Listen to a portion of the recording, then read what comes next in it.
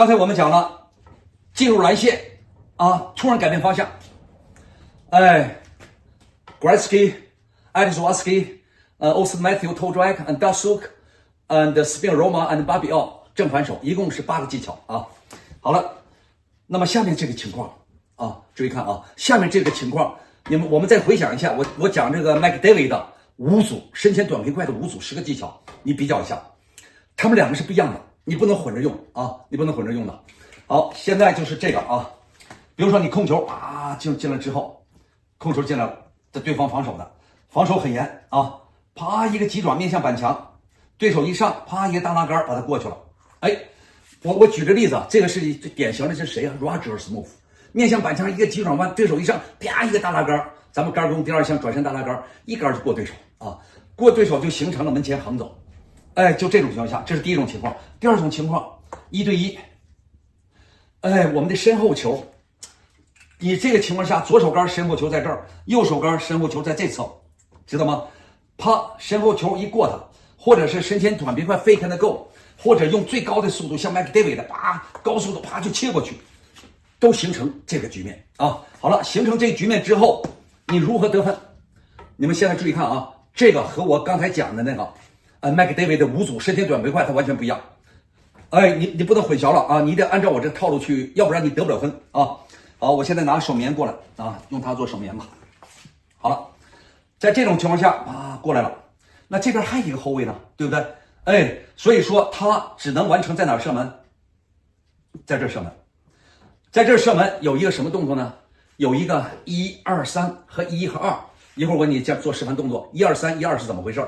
在这个位置你们要记住，都是正手啪一个上角打手梅的肩头啊。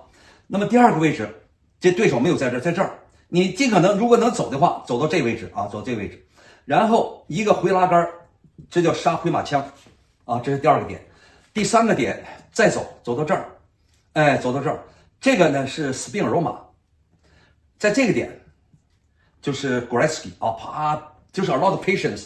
哎，在最小的角度，让水面根本跟不过去。你出现这机会，很多人呢，哎呀，我这一出现机会，我拉杆就射。No， 越有经验的选手，越专业级别高的选手，在这时候越有什么 patience 啊，你得有耐性，你不要着急。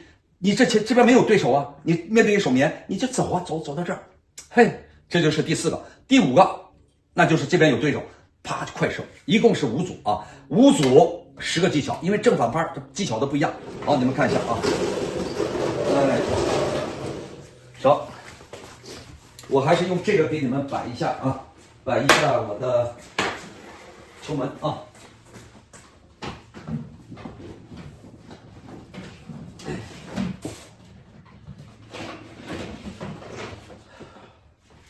用这个好一些啊，哎，叫你们看得清楚一些。好，这球门啊，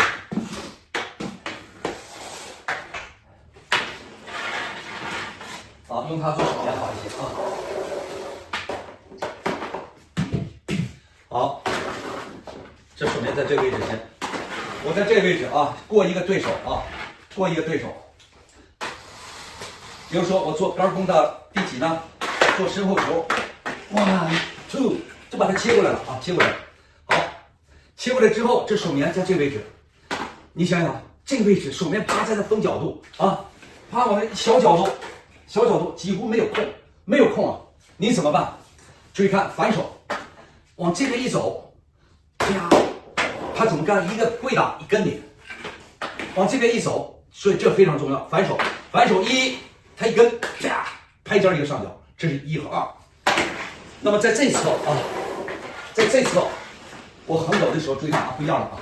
这侧1，你得让他先走啊，1，他一跟，然后2、3，那就是1、2、3啊。所以这个1不能1不要快，1让他走，让他跟过来，让他跪打，2、3啊。这边是1和2，反手1和2，正手 forehand 1、2、3，都是打上角啊。来，开始，这是第1个点啊。刚才讲了，第1个点在这儿，为什么呢？哎，注意看，因为这是后卫啊，这第1个点我不得不在这儿射，我再往出走，这又是一个后卫，所以在这儿啪一个上角，那么现在这个后卫的位置啊，不在这儿，在更远一些的位置。你可以走，再往前走啊。那你尽可能的横走，横走的你这面积越大，越容易得分，明白这个道理吧？好，走，你看过中线啊，过中线，让手面跟过来，啪，过中线，然后杀回马枪，啪，你这打不了上角，这反手特别扭。你要能打上角的话，那最好了啊，就杀回马枪。你想一想，他手面一跟，啪一打手，但是要2尺高就好啊。反方向。往这边走啊，这是后卫，在这边有后卫，我只能走到中间，啊，走到中间，对手跟过来了啊，是这个局面。你看啊，你在这个位置射门，手面打手面身上啊，拐个弯射，这样射，这已经过时了，因为什么呢？离手面很近，那手面的手啪一出杆，球没了。所以现在的比赛都怎么打呢？都是这样，啪啊，走，或者是偷靠，或者是反手正手啊，好。正手杆2腿中间身后球，反手杆哎，就杀回马枪啊！来，这是第2个点。第3组，这个情况，第3组啊，你横走，这都没有啊，这都没有后卫，这是空的。你过了实线门前，不是直奔守门，一定是横走啊！你看前些天那个 Kedley 啊，2010的，哎，他在上个赛季比赛是 leading score 啊，是得分王。在 showcase 的时候，我看他给我3的 video 特别棒啊，什么2腿中间身后啪一个上角，然后短平快得分，就包括 Michigan 啊，都得分了，非常好。但是当他打这个 Forsberg 的时候，没有得分。他是怎么打的呢？你们注意看啊，我给你讲这个实际的例子，就是告诉你啊 ，McDavid 5组身前短平快和横走5组，他俩完全不一样的干法。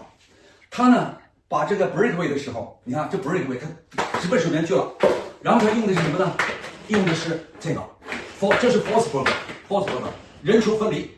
那这个位置手面一个跪倒，手面在这儿一个跪倒，你看球在这个位置，手面你很容易把它拿下来，你不能得分的，所以千万不能混淆啊。那这个情况你要按照我说的做，就100%得分。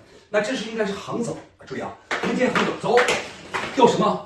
尽可能多的横走啊，这个位置没有后卫。让手面完全跟过来，然后一个，哎，这样，你这不得分就怪了啊！反方向是这样啊，你呢往这边走，注意啊，啪，让他带他跟过来，让他完全跟过来啊！跟过来之后，注意啊，你看我这手，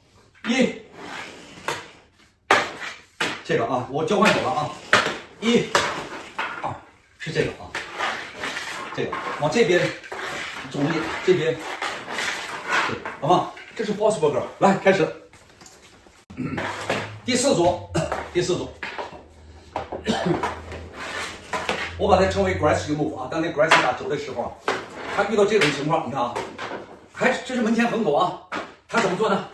啪，要射门，一下就把手面打跪挡了，啪一下跪挡，跪挡之后推，很多的选手一推啪就射门，着急要。那得不了分啊！你看这手面在这个位置，一到这儿，啪一跪倒，手面也很快。说这个位置不行啊，这个位置不行。在这个位置行不行啊？手面你一拉呢，啪一个侧倒，这手面非常快，啪一个侧倒啊！我就做当手面，我这手面100%能跟上你啊，也得不了分。所以在你们遇到这个情况，不要急 ，be patient 啊 ，be patient。